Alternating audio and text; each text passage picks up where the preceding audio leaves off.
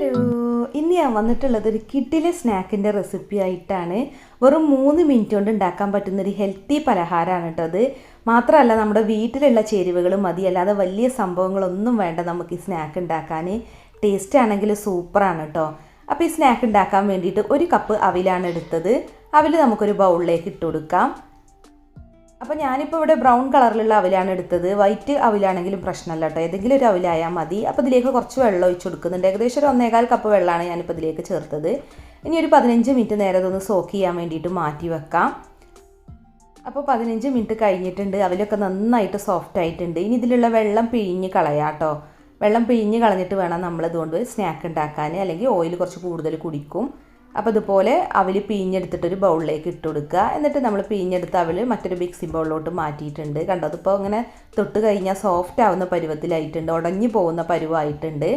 ഇനി നമുക്കിതിലേക്കുള്ള ചേരുവകൾ ഇട്ട് കൊടുക്കാം. ഞാനിപ്പോൾ ഇതിലേക്ക് 2 ടേബിൾ സ്പൂൺ അരിപ്പൊടിയാണ് ഇട്ട് കൊടുക്കുന്നത്. നമ്മളിത് ഉണ്ടാക്കി കഴിയുമ്പോൾ നല്ല ക്രിസ്പി ആയിട്ട് കിട്ടാൻ വേണ്ടിയിട്ട്. പിന്നെ 2 ടേബിൾ സ്പൂൺ കടലമാവും ചേർക്കുന്നുണ്ട്, നല്ലൊരു ടേസ്റ്റ് കിട്ടാൻ വേണ്ടിയിട്ടാണ് കേട്ടോ.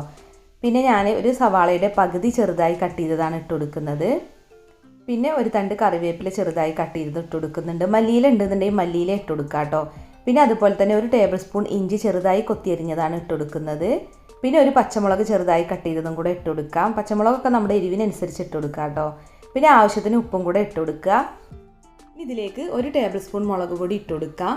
മുളക് പൊടി ചേർക്കണം കേട്ടോ, എന്നാലാണ് നമുക്ക് നല്ലൊരു കളറ് കിട്ടുക. നമ്മളിപ്പോൾ അവിൽ വടയാണ് കേട്ടോ ഉണ്ടാക്കുന്നത്. അപ്പോൾ അത് നന്നായിട്ടൊന്ന് മിക്സ് ചെയ്തെടുത്തിട്ടുണ്ട്. വെള്ളം ചേർക്കേണ്ട ആവശ്യമില്ല കേട്ടോ. നമ്മൾ അവിൽ നനച്ചതിൻ്റെ ഒരു നനവിലാണ് ഇത് കുഴച്ചെടുത്തിട്ടുള്ളത്. എന്നിട്ട് കയ്യിൽ കുറച്ച് ഓയിൽ തടവിയിട്ട് ഇതുപോലെ ഒന്ന് ബോൾസ് ആക്കിയിട്ട് എടുക്കുക, കുറച്ചെടുത്തിട്ട്. പിന്നെ ഇതുപോലെ കൈവെള്ളയിൽ വെച്ചിട്ട് വടയുടെ ഷേപ്പിലൊന്ന് പരത്തിയെടുക്കുക. അപ്പോൾ ഈ ഒരു ഷേപ്പിലാണ് കേട്ടോ ഞാൻ ചെയ്തിട്ടുള്ളത്. അപ്പോൾ നമുക്കെല്ലാം ഇതുപോലെ തന്നെ ഒന്ന് ഷേപ്പാക്കി എടുക്കാം. അപ്പോൾ നമ്മൾ എടുത്ത അളവിൽ ഇത്രയും ഉണ്ടാക്കിയെടുക്കാൻ പറ്റിയിട്ടുണ്ട്. ഇനിയിപ്പോൾ ഇതൊന്ന് ഫ്രൈ ചെയ്യണം. അപ്പോൾ അതിന് വേണ്ടിയിട്ട് ഓയിൽ നല്ല പോലെ ഒന്ന് ചൂടാക്കി എടുക്കുക. എന്നിട്ട് ലോ ഫ്ലെയിമിലിട്ട് വേണം ഫ്രൈ ചെയ്യാൻ, എന്നാലാണ് നല്ല പോലെ ഇതിൻ്റെ ഉൾവശമൊക്കെ ഒന്ന് വെന്ത് കിട്ടുള്ളൂ. പിന്നെ നമ്മൾ അവിലും അരിപ്പൊടി ചേർത്തുകൊണ്ട് നല്ല ക്രിസ്പി ആയിട്ടാണ് കേട്ടോ ഈ വട ഇരിക്കുന്നത്. അതുകൊണ്ട് തന്നെ നല്ല ടേസ്റ്റാണ്. അപ്പോൾ നല്ലൊരു ഗോൾഡൻ ബ്രൗൺ നിറാവുന്നത് വരെ തിരിച്ചും മറിച്ചിട്ടിട്ടാണ് ഞാനിപ്പോൾ ഇത് ഫ്രൈ ചെയ്തെടുത്തത്.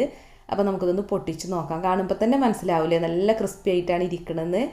കണ്ടില്ല, നല്ല അടിപൊളി ക്രിസ്പി ആയിട്ടുള്ള നല്ല എരിവുള്ള ഒരു സ്നാക്കാണ് കേട്ടോ. കുട്ടികൾക്കൊക്കെ ആണെന്നുണ്ടെങ്കിൽ നമുക്ക് കുറച്ച് എരിവൊക്കെ കുറക്കാം. അപ്പോൾ നല്ല ടേസ്റ്റാണ്. ടൊമാറ്റോ സോസിലൊക്കെ ഒന്ന് ഡിപ്പ് ചെയ്തിട്ട് കഴിക്കുകയാണെന്നുണ്ടെങ്കിൽ വേറെ ലെവൽ ടേസ്റ്റാണ് കേട്ടോ. അപ്പോൾ നിങ്ങളൊന്ന് ട്രൈ ചെയ്ത് നോക്കുക, എന്നിട്ട് ഫീഡ്ബാക്ക് അറിയിക്കുക. പിന്നെ നമ്മുടെ വീഡിയോ ഇഷ്ടമായിക്കണമെങ്കിൽ ഒന്ന് ലൈക്ക് ചെയ്യുക, അതുപോലെ ഫ്രണ്ട്സിനും റിലേറ്റീവ്സിനും ഒന്ന് ഷെയർ ചെയ്ത് കൊടുക്കുക.